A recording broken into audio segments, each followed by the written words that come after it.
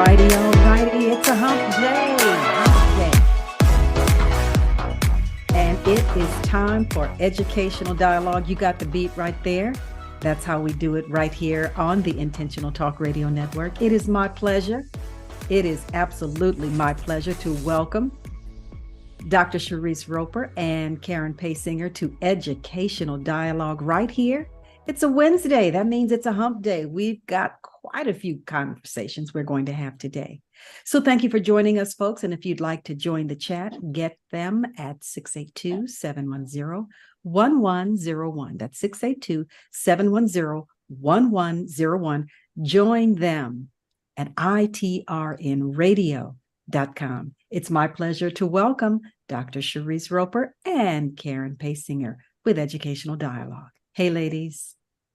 Hey, thank you so much for that wonderful introduction. Thank we you. are always excited to welcome everyone, all of our listeners, to this space where we discuss solutions intended to level up the state of our current educational system. Today, we will be continuing the conversation around improving academic and social emotional outcomes for African American students in our country.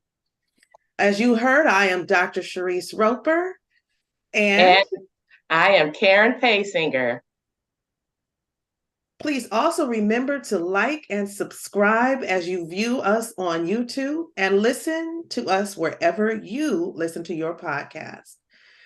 As mentioned, today we will be continuing the conversation of ensuring equity for all students, especially Black students, as this is the group that is often scoring lowest on statewide assessments. So today we extend a heartfelt welcome to Mr. Haywood Thompson, an elementary school principal in Los Angeles, who has been doing phenomenal things at his school site to ensure that all students who attend there have an exemplary educational experience, especially those groups of students who have been historically underserved. Haywood, Karen, Cherise, Dr. Reese and I know a lot about you and the consistent strides that your students have been making. But for our listeners, would you please tell us a little bit about yourself, as well as the demographics that you serve at your school site? Okay, thank you. I'm glad to be here. Thank you for having me. Well, I'm born and raised in Los Angeles. I've lived here all my life. I was a product of LAUSD schools. I started out at 97th Street School, went to 95th Street School and Cimarron Avenue, Henry Clay, and I ended up graduating from Dorsey.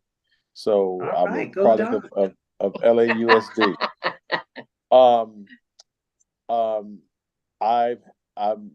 currently a principal here in LA. I've been with LAUSD since 1986. I started off as a substitute teacher and became a special education teacher and resource specialist, AP, and now principal. I think that's a little bit about myself. Yes, and what's going on at your schools? Well, we are currently we're a priority school, but we have been making a lot of strides. We've had tremendous growth over the last year, and we hope to continue that growth for the next year and years after that. We're working very hard to institute database instruction, data-informed instruction, making sure our students are exposed to grade level standards, making sure that our students are feeling joyous and feeling like they matter, and I think that those things will help us to reach our destination. All right. Now, you said quite a bit in that little bit of time. Tell our listeners what it means to be a priority school. What does that mean? Well, a priority school is a school where if if your scores are below a certain benchmark for for a year or two, then you become a priority school, and basically you're a focus school for the district. They want to make sure that you have certain things in place, certain programs in place, certain operations in place in order to help institute student growth. Um, we a lot of schools also became priority schools based on the fact that if they were either heat schools or BSAP schools, Black Student Achievement, we weren't a heat school, but we were a BSAP school, and it kind of automatically just put us in priority status. I see. So priority schools are those schools that need a little bit of support to bring them up to the standards that the district is holding. Right, to raise student achievement. Got you. Right. All right. So I've been doing a lot of reading, and I have run across Goldie Muhammad. Have you heard of her? Absolutely, yes. All right. So, Goldie has written some books. She wrote a book around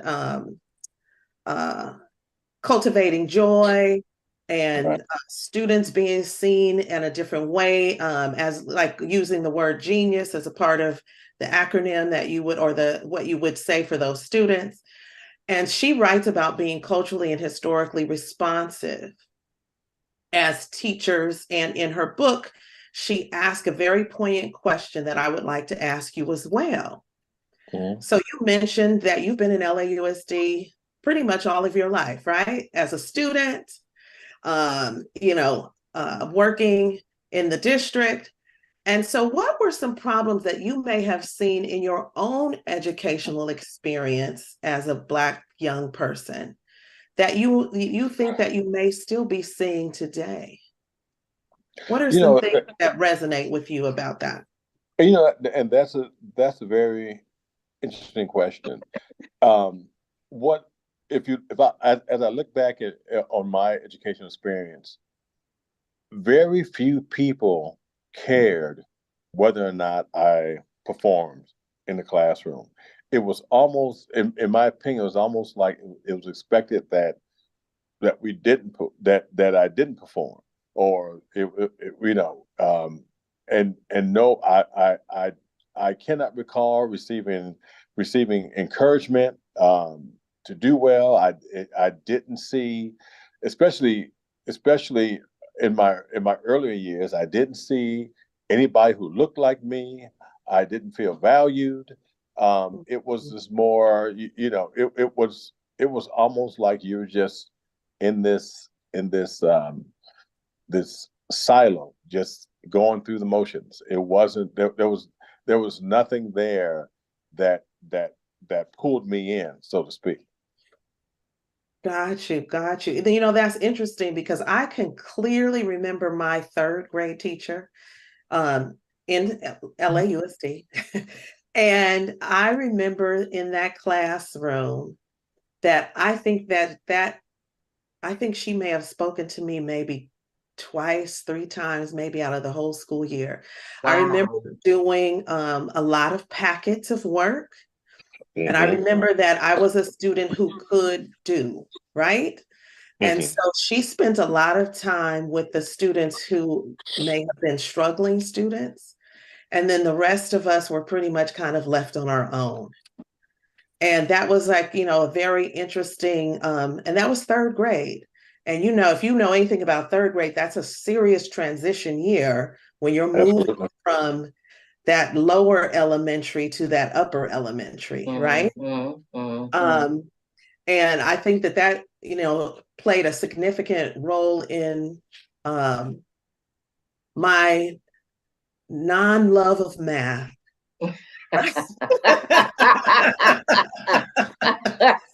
I think just trying to do all of that on my own, just created for other situations later down the road. But so I totally understand, some of what you're saying, that I think, I hope that it's a little bit better now than it was then. But certainly just feeling it, like you use the word silo. Well, also, yeah. Sorry, go ahead. No, go ahead. No, well, I was gonna say, I can relate to what you're saying about really not being seen. I went to private school, and at the time it was kind of diverse, but it was still a lot of white kids at the school, at the K-8 as well as the high school. And especially at high school, I do, like you, feel like, you're really not expected to do much. We're just going to pass you along. I never met with a counselor to talk about going to college. Very little communication with parents, all of that. So I think we all kind of had the same experience, Mm-hmm. in our schooling. It was almost, and I did most of my elementary school years at Cimarron Avenue, and during that time in the late '60s, early '70s, that the neighborhood was in transition. It was, and a lot of white flight was going on at that time, and as I think back on it, and I didn't, wasn't able to process it then. There was a lot of resentment I felt because of the changing demographics. And these are teachers who were probably there when neighborhood was a little different, and you kind of, at least now that I think about it, there seemed to be a lot of resentment especially from some of the older teachers who probably have been there for quite a while, and the neighborhood was different and the student body was different, if you know what I'm saying. Yeah. Yes. So do you still see some of these problems existing today? And if so, how can they be addressed? It's really unfortunate, and I'm gonna tell you a story. It's really unfortunate. Yes, absolutely, and it manifests itself in so many different ways. We had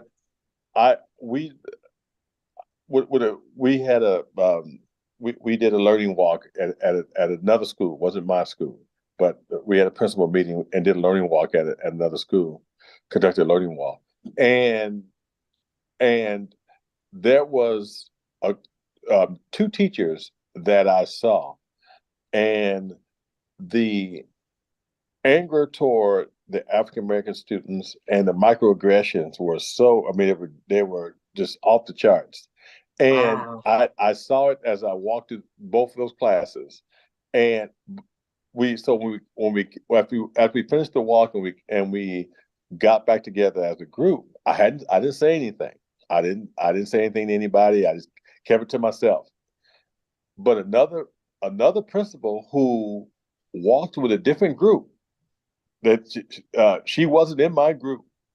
She's with a different group, but she happened to see two of those two overlap. She didn't see all the same teachers I saw, but she did see those two.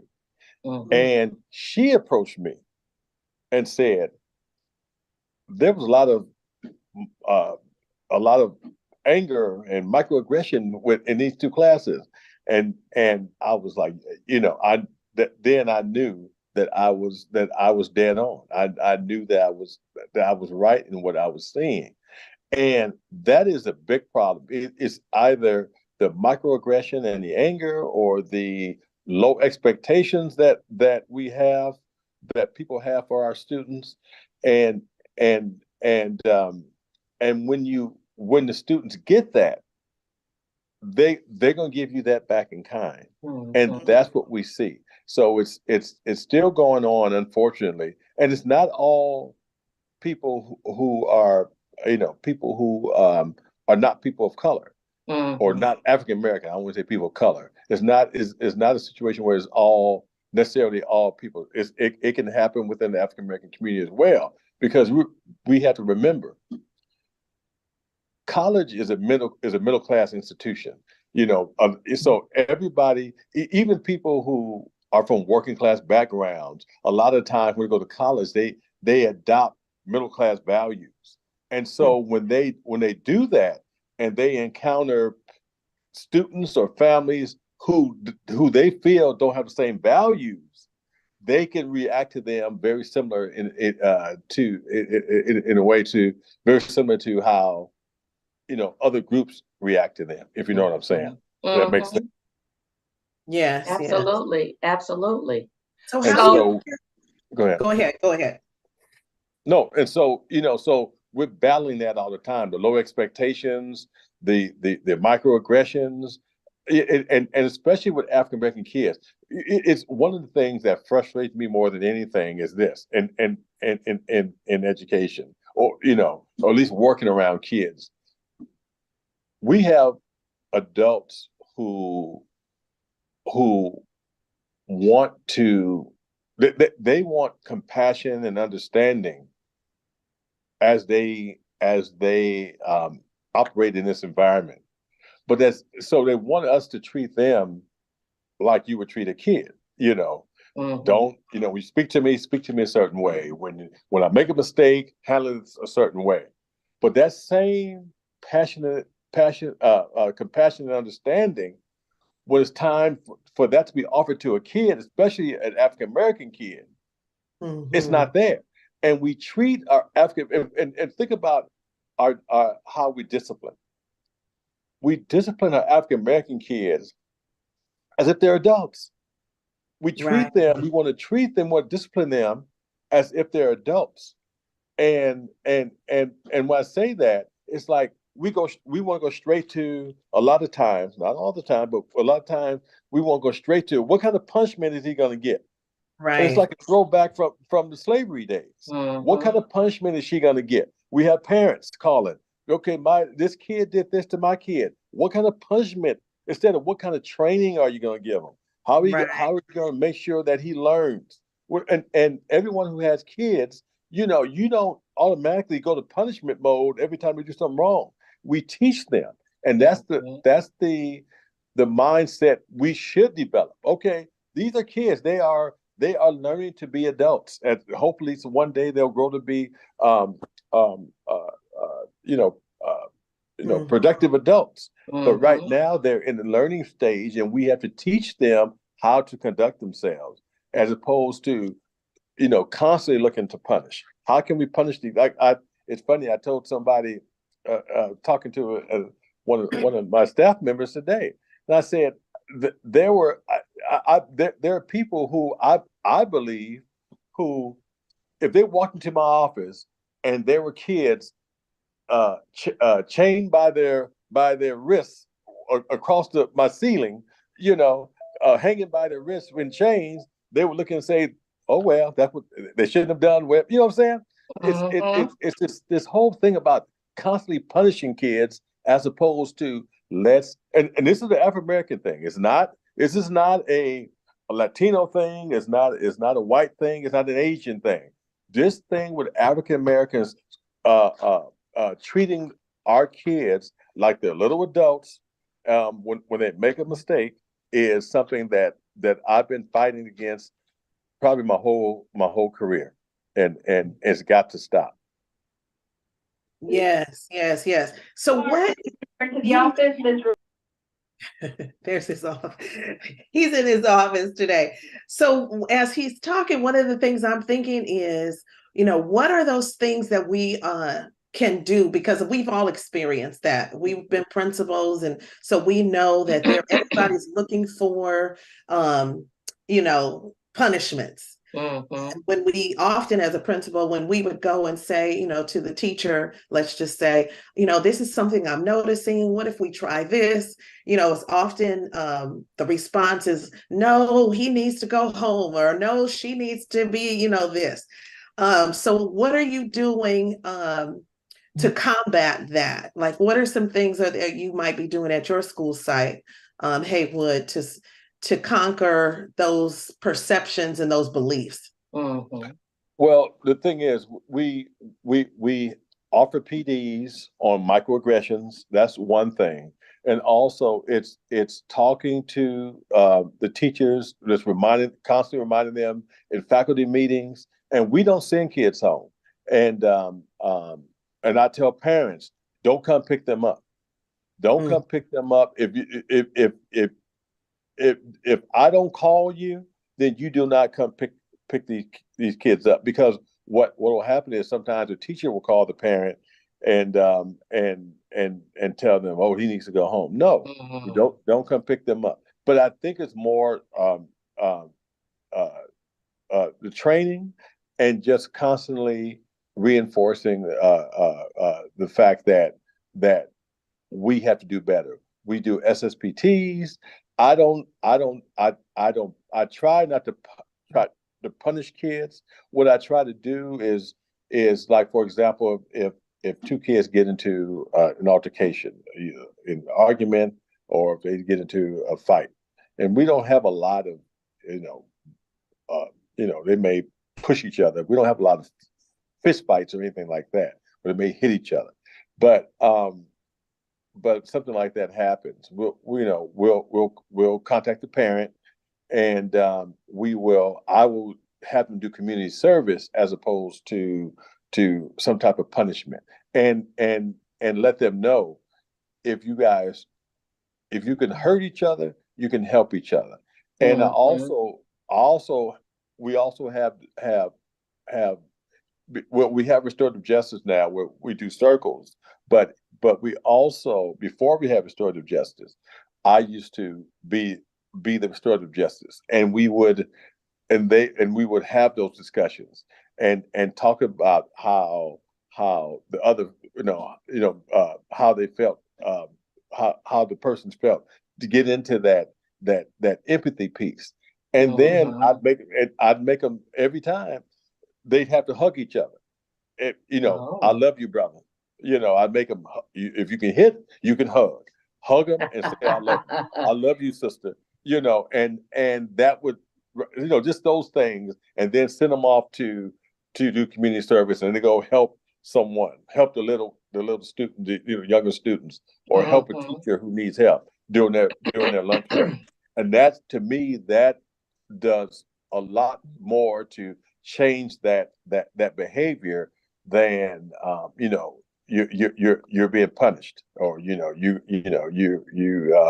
we don't do suspensions, or things like that. Any type of punitive measure that does a lot more than to change the behavior than things like that. Let them know, I believe in you, and I know you can do better, as opposed to, oh, you're a bad person, you've done wrong, and you need punishment. Right. And that's right. the message we're giving them. Right. And go ahead. Go ahead, Karen. Go ahead, Karen. I was going to say, I think as adults, whether you're an educator or not, many of us forget that we have to teach the kids how to behave. We have to teach them, how to act in certain situations, how to resolve, their problems in a peaceful manner. And oftentimes people want to punish because they themselves don't have the tools to help teach students, how to resolve their problems in a peaceful manner. So we definitely have to teach the children how we want them to act. You know, we think about people we see in the streets. You know, I was in Party City yesterday getting some Halloween decorations, and two people came in and just took costumes and just walked out the door and looked at the salesperson and smiled. And so the salesperson, you know, just shook her head. You know, she's like, I can't believe this. But it's like, we have to teach students about what's wrong, what's right, how to speak to one another, how to recognize cues for when, you know, maybe the other person that you're talking to, that when they're getting angry, and you recognize that, and then you have to back up. I mean, you know, all of this is part of their learning. And I just think that some folks just think it just comes automatic, that we don't have to do it. But we Right. do. It's part of that social emotional piece that you know we're all talking about. Right.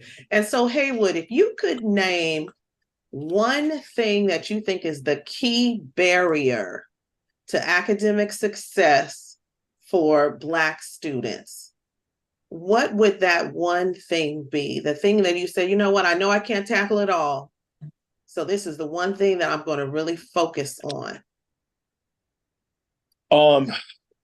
Well, the first thing, okay, I'm gonna tell you the first thing the thing that I focused on and that made the biggest difference is the person who's sitting in front of that student needs to see themselves in that student. And I'm not talking about, you know, skin color or anything like that. They need to see themselves in that student, and they need to see the ability and the greatness in that student. Because if you don't see it, then you're not going to fight for it. You're not going to expect it. And if you don't have people in front of those kids, in front of our kids, who believe in those kids and believe in their greatness and believe in their ability, then you're not going to. And that's the biggest thing. That's bigger than standards-based instruction. That's bigger than you know, culturally relevant instruction. That's bigger than everything, because all that comes from that belief.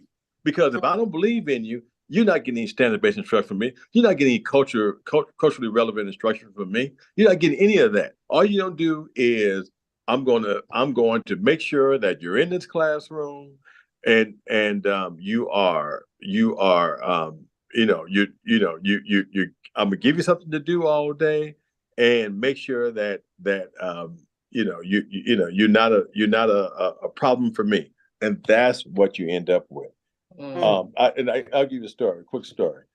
Went to another school, and observations again, and this was a middle school, and it had a teacher who had very good control and management over her classroom. The students were very well behaved, and we walked in, and this teacher, I kid you not, we observed that class, I would say, for about 25 minutes. This was a math class. They spent the whole time, the teacher did, teaching them how to fold a piece of paper. But oh my gosh. And this for 25 minutes. For 25 minutes. Wow. And spent the whole time teaching the kids how to fold a piece of paper. And I don't know if that was in protest of the learning walks, or I don't know what it was, but it was unbelievable. And how long is a middle school period? What, 50 some odd minutes? Right. And you spent about 25 minutes of that time folding a piece of paper. So that's a person who had good management and probably was getting through the day fine, but that's a person who did not have a belief. And it goes back. Karen made a statement about we had to teach the kids.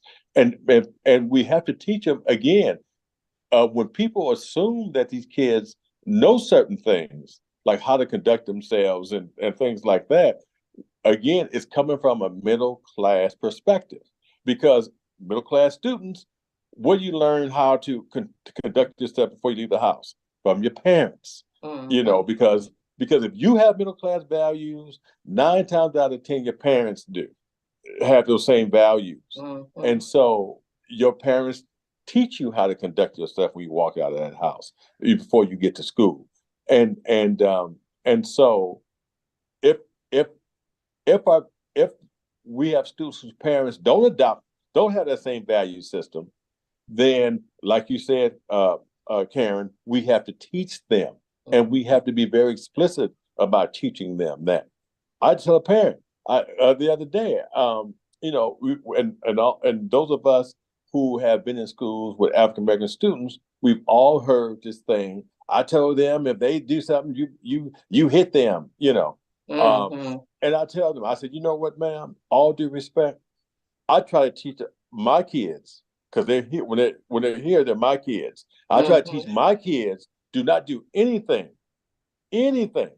that if you were 18 years old and you did it, you go to jail. You know, Mhm. and don't do anything that if you did it at 18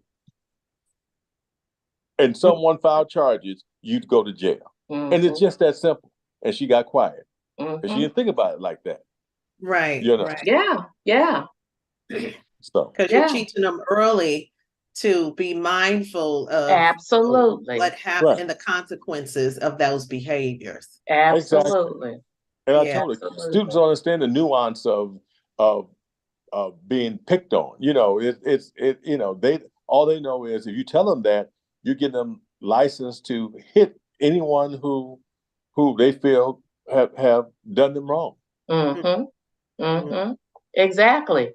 Exactly. So with going along with what we're talking about, it seems that today many of our students are dealing with a great deal of anxiety, and some of them really are not interested in the learning process for whatever reason, or even school. And a lot of it could be the way they're treated in school. So, in your opinion, how do we bring joy back into the school? And so, Dr. Reese had mentioned Goldie Muhammad, and Mm. in her book Unearthing Joy, she states that our schools and classrooms should be rich with joy. How do you bring that back into schools? Well, it goes back to what I said originally. It starts with people in that building who who want the kids here. Who and the kids feed off that positive energy. You Mm-hmm. have to you okay. We right now we're trying to educate kids who a lot of times the education system failed their parents, so they're not going Mm-hmm. to put a lot of value. They're not going to value the education. The parents don't value it because it failed them, and they're not going to teach their kids to value it. That's why you see a lot of parents, and I'm going to ask you a question.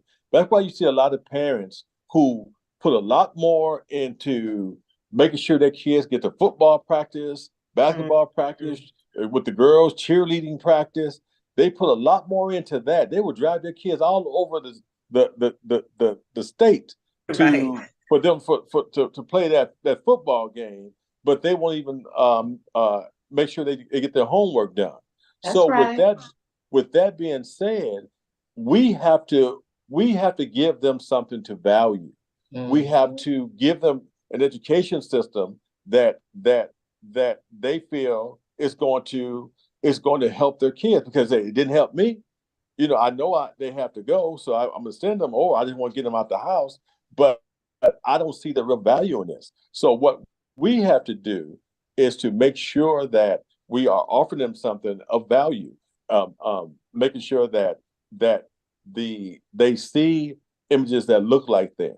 They're being taught utilizing strategies that we know get the best, the highest, we call the high yield strategies that get the best out of them, like cooperative grouping, like allowing them to answer questions and talk and work together as a cooperative, as opposed to this old individualized model.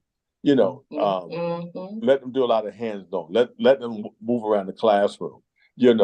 And if you do those things, and you will see, because parents react to results when they see their students achieving. That's when they will buy into the education system. As long as it already failed them, and if they see that it's failing their kids, they're not going to buy into it. And so that's I think BSAP is beginning that. Some of the things that they implemented kind of is beginning that work, but there's so much more work to do. And I think that if we start to really look at what are the needs of the community, how come our kids are struggling, what are the reasons, if they're not getting Head Start, or if the parent, then we need to go and get them out of those homes. Say, listen, we're going to start, we're going to start school at this age, at 2, if we have to, and so we can start their education right then, and we can't wait until they bring them to us, because a lot of times it may be too late. That's true. So I think that and start educating our parents if we can. Start having parenting classes, because a lot of our parents need that, because they have to see the value in education. We have to, but like you said, Karen, but we have to teach them. We cannot assume that they understand that a good education is important, because, like I said, the system failed them. Yeah.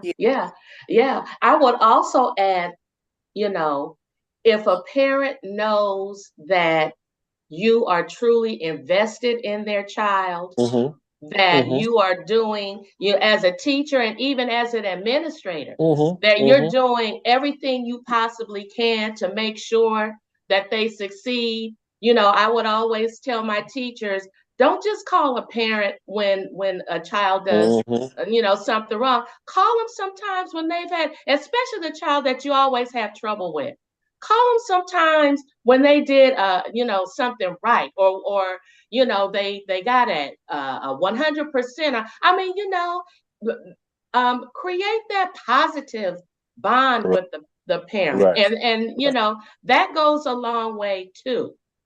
Right. And because we all want positive affirmations, right? Absolutely. Even as adults. Absolutely. I wouldn't want my boss to always be on me, right? And never say anything that I did well. So that's just one of those things that we as humans, I think, deserve and need as well. Right. Yeah. So Gholdy Muhammad also states that joy is connected to self-determination and self-empowerment. What thoughts do you have on where we begin with helping students with self-determination and self-empowerment, especially for our African-American students? And I think you kind of touched on this a little bit. Well, I think it's important that students know their history and know who they are, because unless you know who you are and what you've done, it's hard to get you to believe in what you can do. And if we do that, if we teach our kids and we'll couch our education in that in that history, I think that it would go a long way in helping to empower our kids. Also, allowing them to set goals for themselves, and realistic goals. I think Mhm. that's so important. I don't care how a kid is struggling or how well a kid's doing. They all need to have goals. Set goals for themselves. Say, okay, this is where you are. Let's sit down and set a goal. Come up set a goal for growth. And if we do that, and that student works toward meeting that goal, that's where the empowerment comes from. That's Mhm.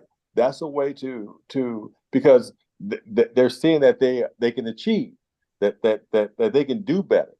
And um, I think that is one of the best ways to do it, as well as making sure they understand their history. Because right now they are so bombarded with a lot of these negative images, Mm. and and and feeling empowered is that it to them is being able to emulate these negative images.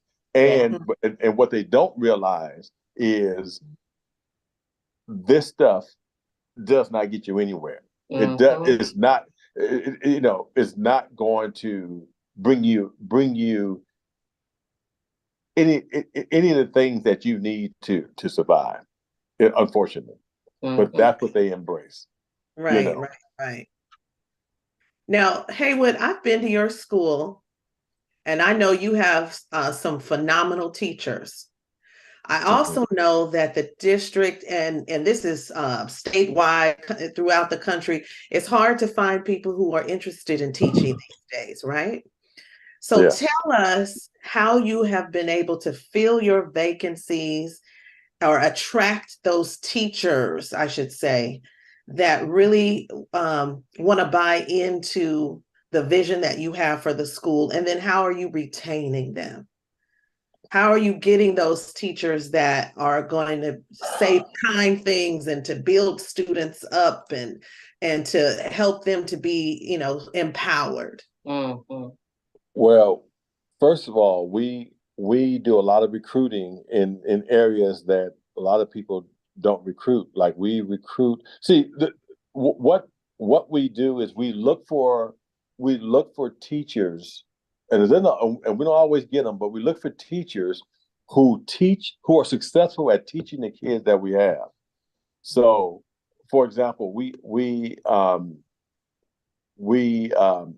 got a resume from a teacher in Chicago, and the teacher wasn't African American, and uh, and she was in Chicago, and she sent a resume. So we called her up, and we did an interview. We interviewed her, and she seemed bright uh, and seemed like she was a good teacher, but that was just an interview. So we said, "Can you send us?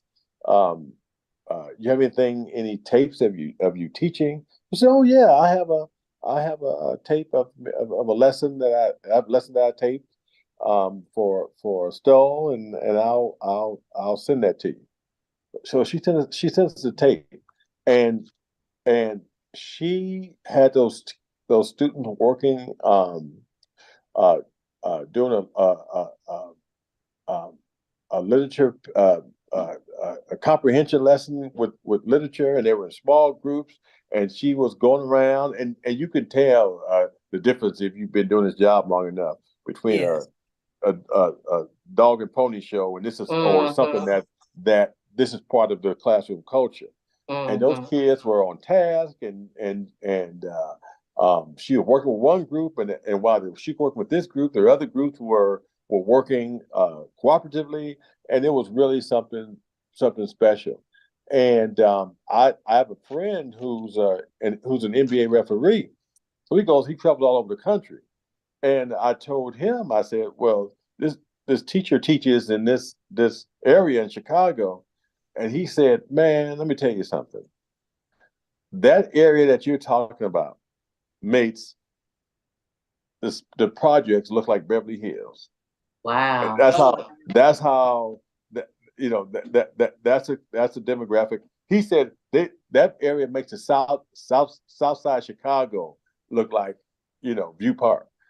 And so when he told me that, I said, this is a teacher we have to have. And so she came, but unfortunately, she was only here for 2 years because her husband was offered a job in Wisconsin, and so they ended up moving. But that's how we look for teachers like that. We've stolen some teachers from some of the charter schools who service predominantly African American students, and we've had good results with that. And so, I mean, we pilfer from wherever we can. And I've had to reconstitute this school at least 3 times, because we bring people in and we think they'll work out, but they don't. So it's not something that I can say, oh well, we just did this and it was magical. No, it took a lot of trial and error, and so we have a staff now. We've always had, like Dr. Roper said, we've always had good teachers, a core of good teachers. But now I feel we have a staff where I would send my kid from kindergarten from pre-K all the way to 5th grade. Wonderful. That's a That's testament to your awesome. leadership. Absolutely. Yes. Absolutely. And that's good to hear. Thank you for that. So we've spent quite a bit of time talking about the underachievement of our African American students. And for me, in preparation for this topic, I spent some time searching for some articles that document some success stories about Black student achievement. And so needless to say, I'm still searching. and I know that there are some stories out there, but it seems like the focus, and it's probably the algorithm. So maybe I need to put in a different word. But it seems the focus is on what's not happening with our African American students. And unfortunately, I think that kind of creates a consensus with people that, majority of our students aren't doing well. So I believe that we need to share what our students are doing well. So let's talk about what your students are doing well at your school in terms of achievement or anything else. So can you share some highlights with us that's happening at your school, and even if you know some things that are happening within the district? Oh, absolutely. Like I said, we are a priority school, and for those who don't know what data digs are, we have to attend data digs quarterly. And matter of fact, mine is tomorrow. My second one is tomorrow. And basically, what we do is we report our student data. And so our first one was the one that was conducted when we got all of our SBAC data back, and our students outperformed you have 2 groups that they compare you to. You have a comparison group that is similar to your group, and then you have the district average. Our students on several of the grade levels, our students outperformed not only our comparison group but the district average. And our fifth grade last year were about 65% proficient in ELA last year. Wow. And but at every grade level, our whether it be the SBAC scores, DIBEL scores, our students outperformed both the district average and the comparison group and district average. So we're very proud of that. There are a lot of schools that of similar demographics, but were magnet schools, gifted magnets, a couple of them out there. And those were always our schools that we looked to at schools that we want to have similar data. Mhm. I always tell teachers every year, these are our schools. We need to catch up to them or beat them out. And last year was the first year that we were able to have comparable data to those schools. So we're very excited about that. Nice. We have a great group. We have a great group of kids. I'm very proud of our kids and how they represent not only the the community, but community as a whole. Because we're in the Windsor Hills area, and Mhm. I always talk to our kids about the the history of the area and the and how a lot of prosperous and African Americans have come out of this area, and Mhm. that we have an obligation to uphold that history. And Mhm.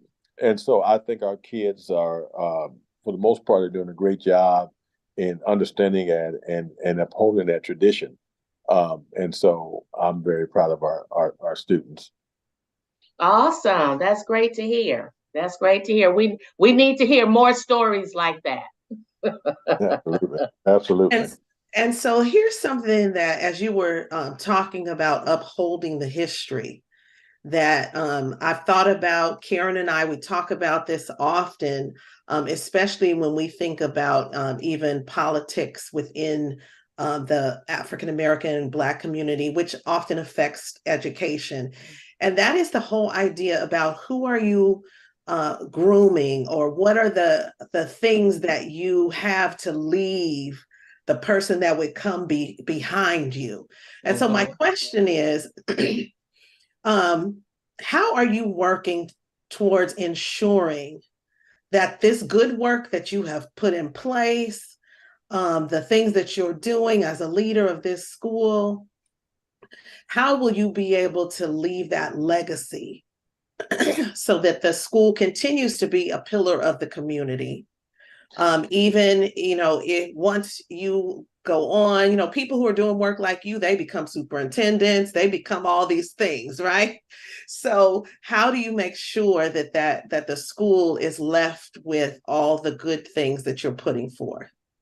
You know, and Dr. Roper, being a former principal yourself, you understand that the probably the hardest job in the district is the school site administrator, Mhm. and and it's a job that that can easily burn people out, and unless they really love the job, and even they love the job, it can easily burn people out, and so what we have to do, what I do, what I try to do, I um I try to groom my coordinators, and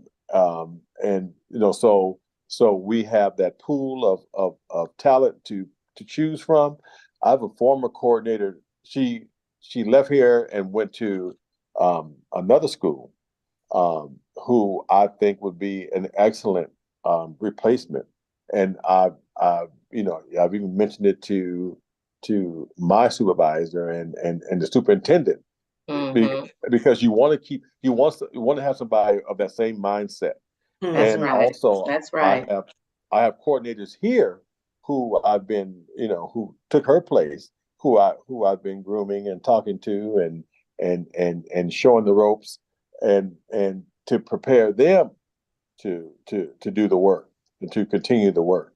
So I'm I'm trying to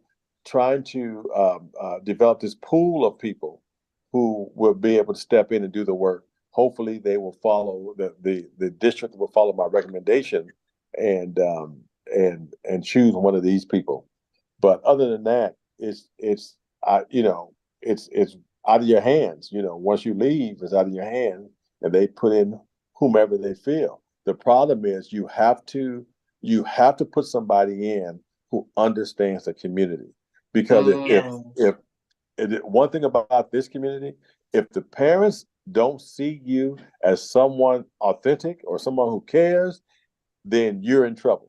they're not going to follow you. They're not going to listen, and you're going to have problems. They have to know that you care. And I was my former coordinator. We were having a discussion, and I was telling her, I said, you know what? One thing you have to understand: our parents come in thinking that you think you're better than they are. It's just without you saying a word, because you're college educated. You may dress a little differently and things like that. They come in. It's up to you to prove to them that no, I'm the same as you. I just with a slightly different path, but you and I are the same. And once they feel that, they'll do anything for you. Well, thank you so much. Oh my gosh, the time has slipped on by. And I just want to thank you so much for being here today. You have shared a lot of great knowledge about leadership as a principal at your school site. And I think that those who are listening and have heard what you have said will be excited about the future for our African American students, as long as we're following your recipe. Thank you so much. I appreciate being here today. Well, absolutely. I appreciate it. You are so welcome. And so we always leave our show with a quote. And so my quote today is, education is the passport to the future, for tomorrow belongs to those who prepare for it today. And that quote comes from Malcolm X. And, knowledge is power. I forgot that. That's a quote from someone else too. I forgot who said that, but I say it all the time. Knowledge is power. And so let's start encouraging our students to harness that power today. Yes. And again, thank you. I don't know if we mentioned, but for those of you out there looking for a great school, Haywood Thompson is the principal at 54th Street Elementary in the View Park area, doing great things over there with our African American students. And I didn't realize that your scores had surpassed some of those schools that have those gifted and talented students as well. So that is to be really congratulated. So congratulations on all of your achievements. And for our listeners, again, we want to always remind you to like and subscribe as you view us on YouTube and wherever you get your podcasts. That's Educational Dialogue with Dr. Cherise Roper and Karen Paysinger. All righty. Well, thank you very much, Karen Paysinger and Dr. Cherise Roper, and of course, Principal Haywood Thompson at 54th Street Elementary School, part of LAUSD, which we are all part of.